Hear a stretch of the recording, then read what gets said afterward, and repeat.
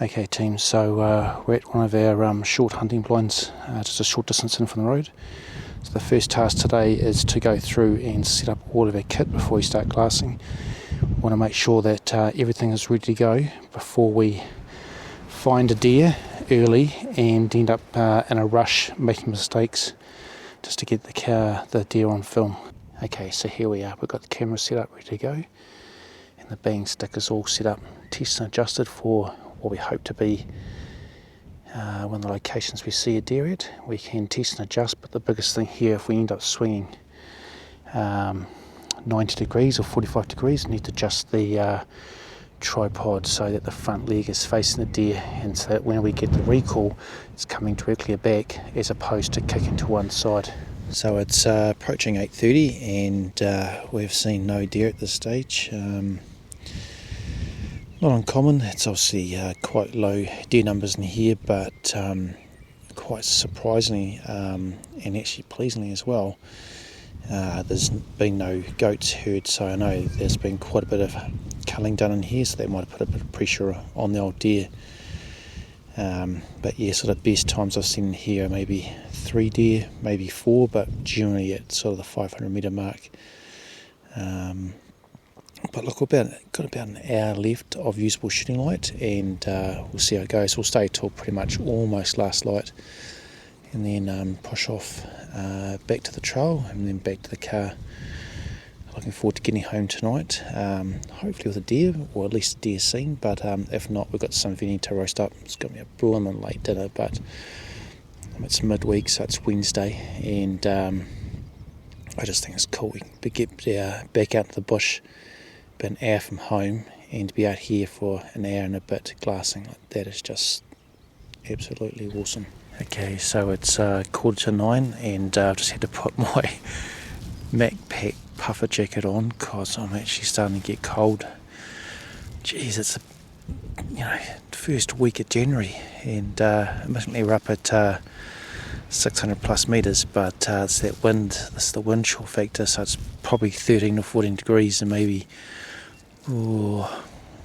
11, 12 degrees with that wind, so yeah, starts biting through you pretty quickly. So we've got about half an hour of maybe shootable light left, a little bit of cloud cover there taking the sun away, so yeah, look, we'll have to wait and see. It might only be that we've got 15-20 minutes shootable light. Haven't seen any little critters yet, but patience is a virtue. Okay team, we've probably got about 10 minutes usable light, but there's a deer just down here at a range of about 70 metres. It's feeding in and out of cover. It's going to be bloody hard to shoot, so whilst it's close, I need to make a decision as to whether or not I shoot it or not, because that is some absolutely shit terrain to get through. I mean, I can go down through here, but the issue is actually finding where it is, and whilst I can use the base maps to get an approximate pin drop, it's a hard location to try and search accurately, because the base maps aren't 100% accurate. You've got about 30 metre square area. So look, we'll see what we can find through the scope, and we also got to positively identify that it's a deer. We've confirmed that by binos, but yeah, every time you pull the trigger, you make bloody certain that it's a deer and not a person. So it's probably won't be recording on the big camera, but we'll see how we go. Okay team, so we've just seen 2 deer on the last bit of shootable light. Opted not to take the shot, just couldn't pick it up fully in the scope, so you've got to be absolutely sure before you pull the trigger. So pretty neat. We've seen a couple of deer. They've actually been quite close. One at about 70 metres down here, and another at about, only maybe 30, 40 metres. You'd think that's easy, but as the light gets low, it just becomes that much harder to see the deer. So safety first. Got to make sure that it is actually a deer beyond all doubt before you pull the trigger. So whilst it's pretty neat to be out here with a bang stick, yeah, just got to be careful, eh? So look, we're going to pick up Hikoi back to the car. It's about the 4th hunt that we haven't got any deer, but geez, we've been seeing a few, but yeah, for one reason or the other, we just haven't had a chance to get shot away, or it was actually my fault the other day that I missed one. I've actually rectified that in the Kestrel with turning off the ability to select other profiles, so hey, that's on me. There was a few words said off camera for that was, but shit happens. Yeah, it happens. But yeah. So, geez, what's today? 6th of January. It's actually quite cold up here, but you know, I am at 600 metres. I'm going to take the puffer jacket off and delayer, and then start bashing through some undergrowth to get back on the trail. But pretty cool to be out midweek, away from the desk. Geez, it's going to be a late night venison roast tonight, but pretty cool. So if you like the channel, like and subscribe. If you've got some comments, some suggestions or questions, fire them away. Always keen to know what we can do better, what you like and dislike. And yeah, hopefully catch up with a couple of people that have contacted me to go out for a hunt. So I haven't forgotten about you. We're just waiting for the weather and the weekends to align. So might try and get out for a couple of day hunt Thursday, Friday in about a week's time. So yeah, I'll wait and see. Hopefully we can get in some place a bit different rather than the sort of usual spots. So pretty easy to go to the Aorangi Forest Park or the Remutakas, but quite keen to try and get out to another place.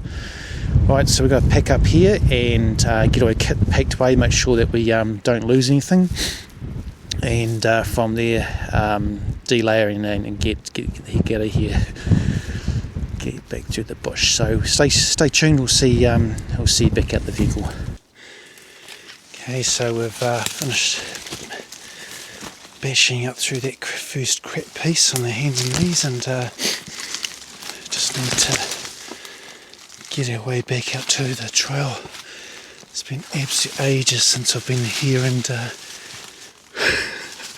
dare I say it, I flipping will halfway get a bit disorientated coming out of here. It's fairly gnarly actually. You end up sometimes, I once came in here actually and ended up on the wrong ridgeline. Blowing GPS wasn't quite updating. I went way down through here. I thought, nah, that's not right. So I just need to contour around here for quite a bit. I've just finished bumping a couple of animals as well in the bush, so pretty neat. But yeah, imagine there are either pigs or deer. I just need to go up here somewhere.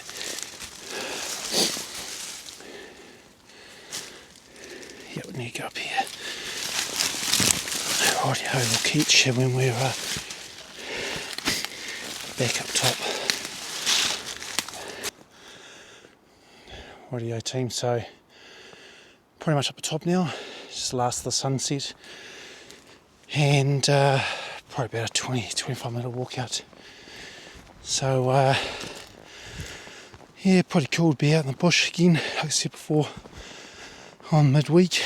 Bit of a shame we didn't have those deer presenting a bit of a better shot, but that's what it is. And so whilst I've been smashing through the bush, we done bumped a couple of animals. Didn't sound that big, so probably goats or pigs. And yeah, so pretty cool. So might look at another hunt this week. Like I said earlier, we'll try and get out for a multi-day, or at least an overnight hunt. Ideally someplace a little bit different, but blooming weather at the moment is pretty average. So right across the North Island we've got a weather front coming through, which means we've got some pretty average, or at least got some rain coming, so I need to see how much it is and look at high or how low the cloud base is going to be, because the old rangefinders don't don't handle the old clag that well and provide false ranges, so kind of a bit of a waste of your time if you're shooting long range. I don't really have many spots where deer are sort of 100 metres away, unless you bump them when you're smashing through the bush.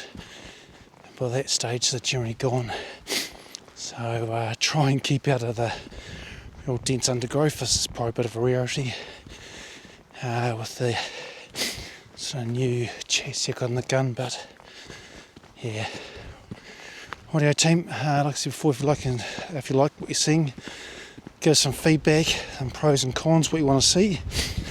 Hopefully one of these days we'll have access to a range and can go through some setup of the long range rigs. I'm going to reset my zero on both my guns, or definitely the 300 Win Mag to